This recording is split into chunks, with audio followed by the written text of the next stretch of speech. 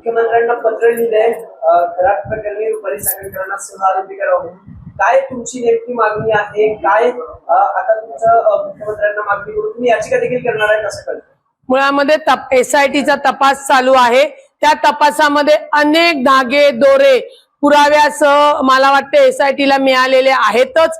अजूनही तो तपास इन्व्हेस्टिगेशन चालू असताना त्याच्यामध्ये अधिकची माहिती मिळण्यासाठी म्हणून राज्य महिला आयोगाच्या माजी अध्यक्षा चाकणकर या त्या प्रकरणाच्या सूत्रधार आहेत. त्याच्यामुळे त्यांना कायद्याने त्या कटामध्ये त्या मोठ्या या सेक्स स्कॅन्डल बंधूबाबाच्या गुन्ह्यामध्ये सूत्रधार म्हणून 120B सेक्शनच्या अंडरमध्ये तातडीने अटक होणं गरजेचं आहे.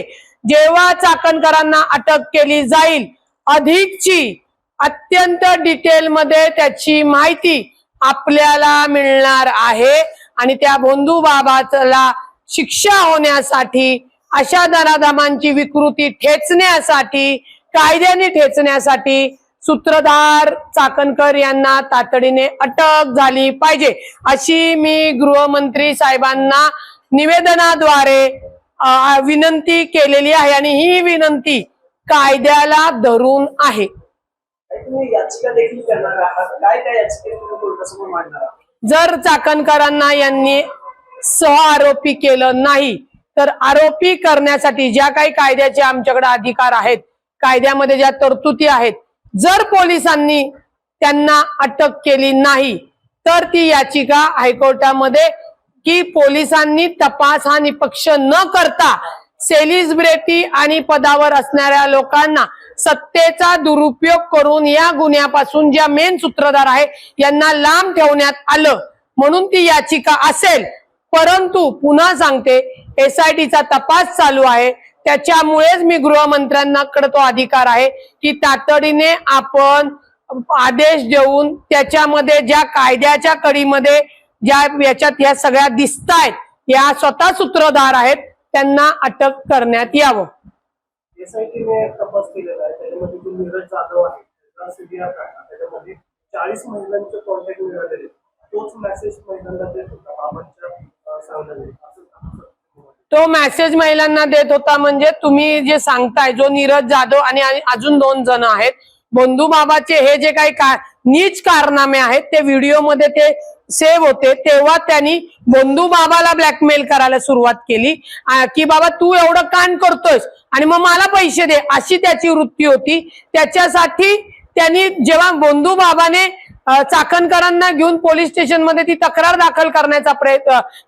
दाखल केली तेव्हा ज्या महिलांचे व्हिडिओ आहेत ज्यांना माहितीये नाही माहितीये हा सगळा तपासामध्ये येईल त्या महिलांना त्यांनी व्हिडिओ पाठवायला सुरुवात केले.